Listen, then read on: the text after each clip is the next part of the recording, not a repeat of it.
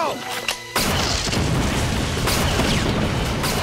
The Zeta Project, a Batman Beyond spin-off that died an agonizing, painful death with zero marketing. In the age of DC's mega blockbuster live-action movies, let us all take a trip down memory lane, to our childhoods, to the golden age of the DC animated universe. Surely you remember Batman and Superman, maybe you even remember Batman of the future, but do you remember this guy? An assassin turned good guy on the search for answers. This is Infiltration Unit Zeta, and this is his companion, Ro. But where did they come from? What if I told you there was a Batman spin-off series that anybody hardly remembered, built around Zeta, a supporting character in Batman Beyond? This series hardly took off and was canceled after its second season. But weirdly enough, it still attracts fans of all ages and is deemed to be the strangest DCAU production to date. Before we go into our explanation, we have a very small request. If you like our content, please support us by subscribing to our channel. This is a small click for you, but for us, it means a lot. Thank you. Let's begin.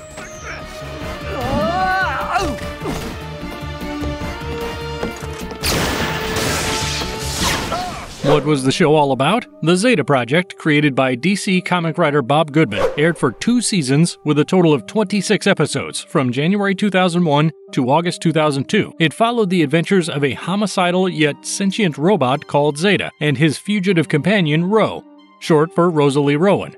The character Zeta first appeared in the Batman Beyond episodes Zeta and Countdown as a U.S. government infiltration unit that was only designed to assassinate targets. In the episode Zeta, we see him in the guise of a middle-aged woman who single-handedly escapes heavy fire from the NSA agents, but soon it is evident that there is more to Zeta than meets the eye. Later in the episode, when conversing with Maxine Gibson, his hostage, he reveals his true nature to her. "I was created for one purpose, to destroy. I do not wish to destroy anymore." And in this sentence lies the entire premise of the Zeta Project, a killing machine that becomes self-aware. By the conception of the 21st century, the DCAU had achieved critical success with shows such as Batman, the animated series, Superman, and Batman Beyond, but there seemed to be a growing concern among the WB executives. They debated that these shows that were targeted at children were far too mature and saw a majority of their viewership range from teenagers to adults. Thus, with an out with the old and in with the new mindset at hand,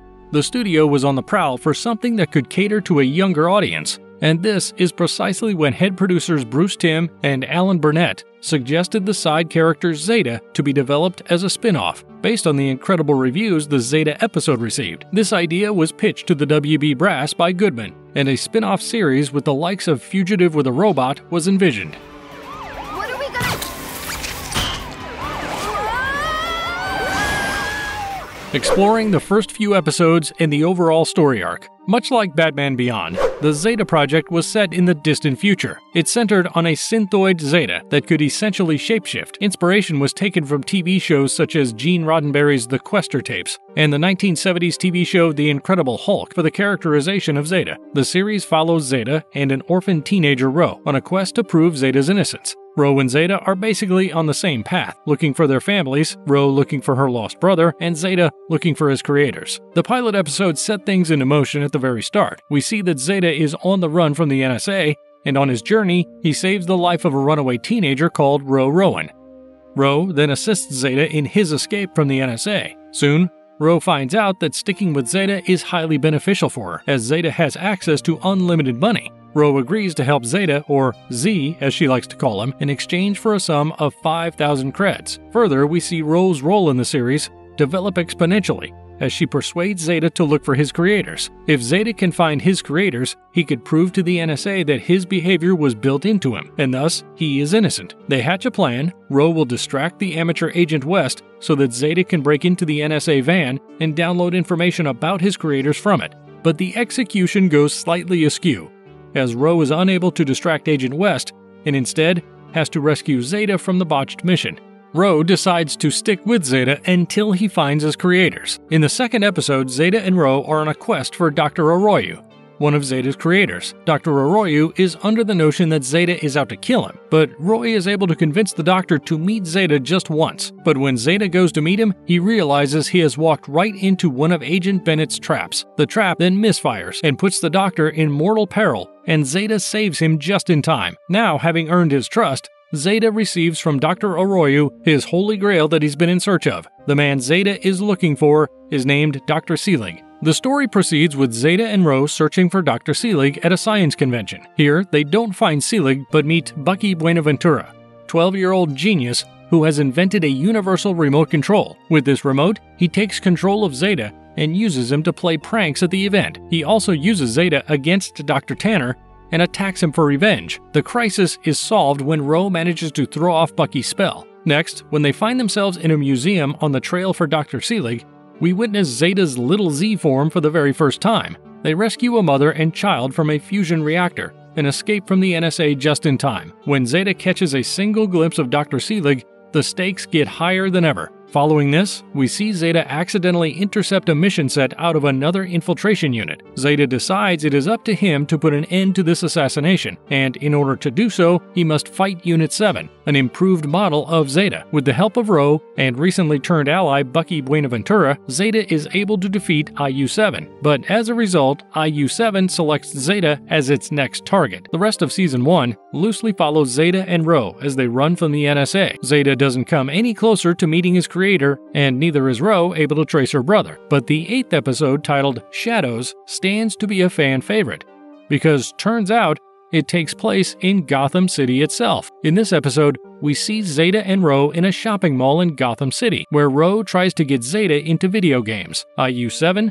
that has been on the hunt for Zeta, adopts a hologram of Zeta and approaches Ro to trick her into revealing Zeta's coordinates. Ro realizes that IU-7 is a fake, but cannot stop him from attacking Zeta. The fight completely annihilates them all. Zeta manages to save everyone but Ro, who has to be taken to the hospital. This takes a significant mental toll on Zeta, who now believes that he is harmful to Ro. Meanwhile, Batman follows the destruction of the mall to Zeta in the hospital. On seeing Zeta next to an unconscious Ro, Batman believes that Zeta is about to kill her and breaks in to stop him. A fight ensues, which is only halted when a newly awakened Ro reveals the truth. But even this isn't enough to curb Batman's suspicions. Soon we see that IU-7 has found Zeta and breaks into the hospital room. Batman now fights on Zeta's side after finally seeing the situation for what it is. IU-7 is destroyed by the two, and Batman departs after a heartfelt apology to Zeta. Zeta tells Ro that they must separate, but Ro refuses to leave. She explains that despite the dangers, she has been having the most fun she's ever known. And this ending makes it clear that the two will continue to stick together, a classic found family trope executed in the strangest setting. This is a very good example of the multiple inexplicable aspects of the show that makes it a fan favorite. Season 2 starts with Zeta tracking down Dr. Seelig at a cryogenics lab called Cryobin. An explosion in the lab causes Zeta to save his life, but due to the approaching threats of the NSA,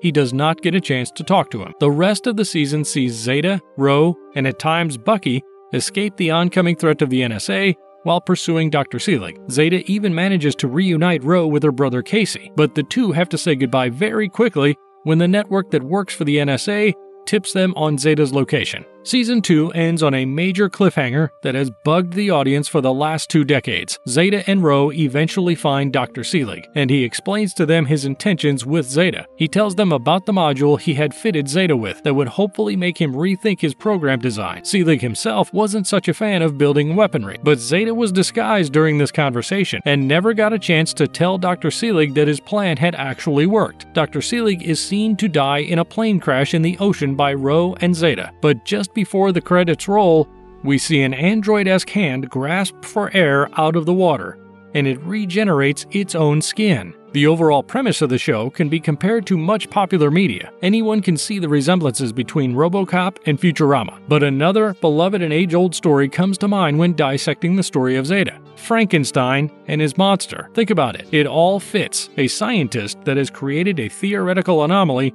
and the creation that seeks to find him. In other words, although the Zeta Project may be one of the strangest shows in the DC animated universe with its cyberpunk aesthetic, slapstick humor, and at its core, a philosophical dilemma, it is still a very simple story of belonging and the search for meaning in one's life.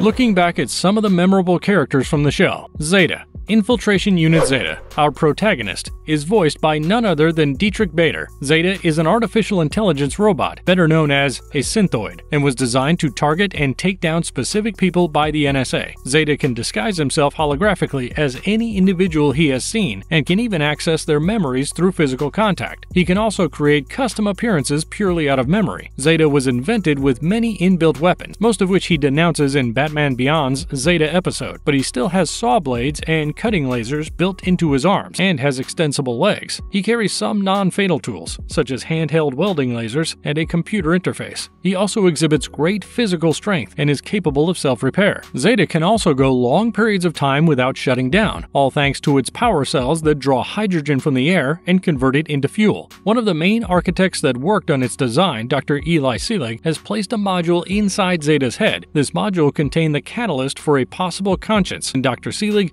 hoped to see Zeta evolve as a thinking being. Want a bet?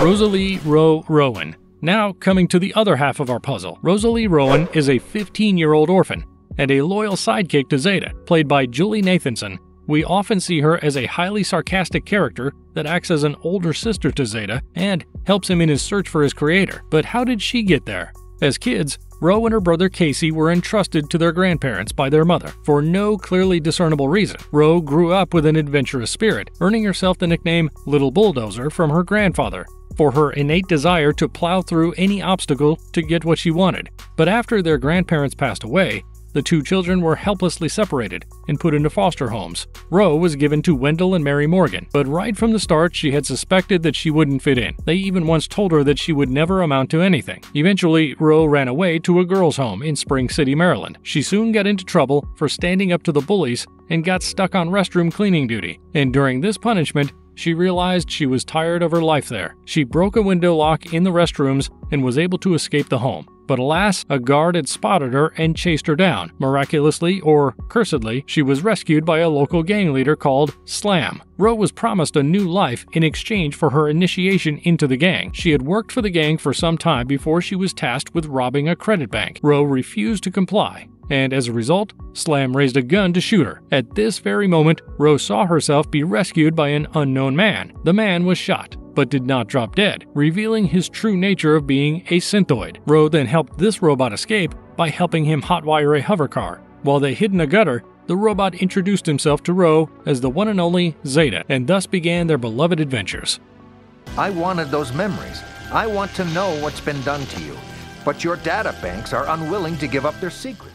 Special Agent James Bennett. Special Agent James Bennett of the NSA spearheaded the search for a Zeta gone rogue and his fugitive companion Ro. Always only a step behind, James Bennett quickly became the main antagonist for the duo. He believed that Zeta had been hacked into and rewired by a terrorist organization named Brothers Day. He has even told Zeta that all he's trying to do is help and fix his insides. Despite his strict professionalism, he is seen to disobey orders himself and regularly abuse his authority whenever it suits him. Bennett is also aware that Zeta was fitted with an extra module, but he shows no intention of believing this could have affected Zeta's behavior. Dr. Seelig. Dr. Seelig is the legendary creator that Zeta is on the search for. Seelig had co-founded the Sorbonne Institute with Donald Tanner in the 2030s and was the head of Project Zeta and the main architect behind Infiltration Unit Zeta.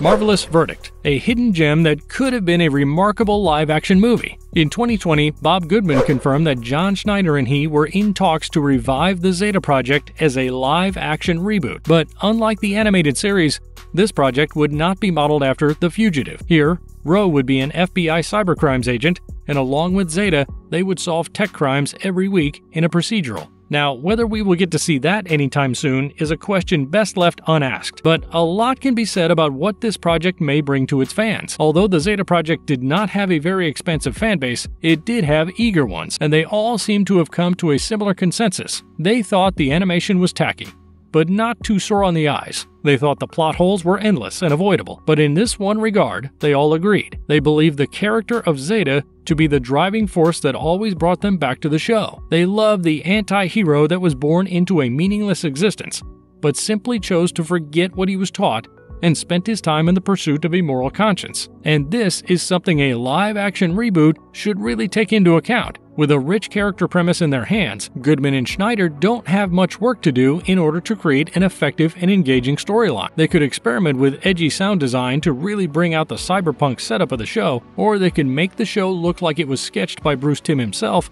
with the help of witty cinematography. They could combine the slapstick nature of the animated series with the original ideas for Zeta's character and develop a sort of tragic comedy. A structure such as this could provide endless commentaries on morality and philosophical conundrums and cater to an extremely diverse audience. Here's hoping that Zeta's psyche may finally be explored on the big screen, and the story of Fugitive with a Robot may at last see a fitting end. One person who can prove I'm not a threat.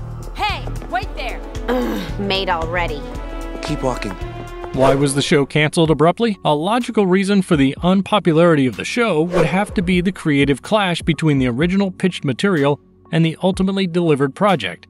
Most of the directors and crew for this project had previously worked on shows such as Animaniacs and Pinky and the Brain, which only catered to children. The problem with this was that the show severely missed out on the critically acclaimed Bruce Timm art style, which was seen in the more popular DCAU shows like Batman and Batman Beyond. This iconic art style was hard to recreate by the more primary crew, which resulted in a sort of splotchy-looking animation for the show that did not draw the audience's attention in a similar capacity. The show was also mandated to only appeal to an age group of 6 to 11 years, and most of the serious world building was lost in the writer's room. Initially, the writers wanted Zeta to dwell on his past and build an appropriate internal character arc for the anti-hero, while they wanted Ro to be vigilant. Well, because she does spend all of her time next to a somewhat maniacal assassin. The show was supposed to deal with strong themes of existentialism and loneliness. Just think of the premise. With a killing machine that discovers free will, the implications on morality become much more complex and demand an older and more mature audience. The result of this literary disconnect was dire,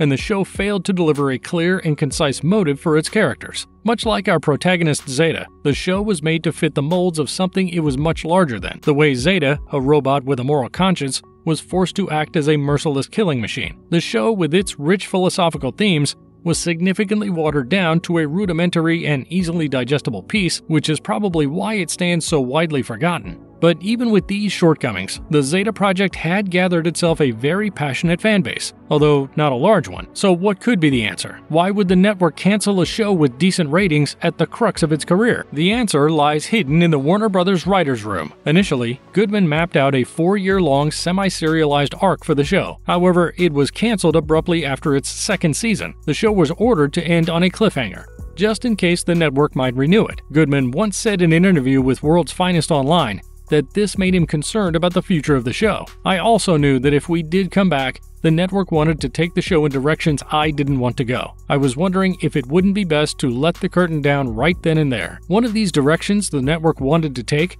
was to write off the character of Ro to become a robot, which Goodman never agreed with. In another interview with Watchtower Database in October of 2020, he revealed that the ultimate reason the show was never renewed was because of his resignation as showrunner. He criticized the network's kid-friendly demands and claimed that WB's restrictions on fighting and evil villains had made it impossible for him to tell the story he had set out to. For example, several of the show's episodes had natural disasters as the primary threats because they could not write up proper antagonists. The final straw was WB's ideas for Season 3 to show Z and Ro as public good guys solving crimes together. This, and the fact that the network could not find a replacement showrunner, ultimately led to its premature demise. Although the show never did too well in the ratings and was built on an unstable plot structure, the fact that it still touched the hearts of many DCAU fans is testimony enough to the show's exclusivity. Remembered by a few but still enchanting to anyone that comes across it, the Zeta Project was never just a kids' cartoon show. It was a retelling of the age-old free will conundrum, a storyteller's goldmine lost to the demands of the box office. The Zeta Project is one such work of art. And if you liked our content, don't forget to leave a like and subscribe to us if you haven't already. Have a good one and be safe. Thanks, everyone.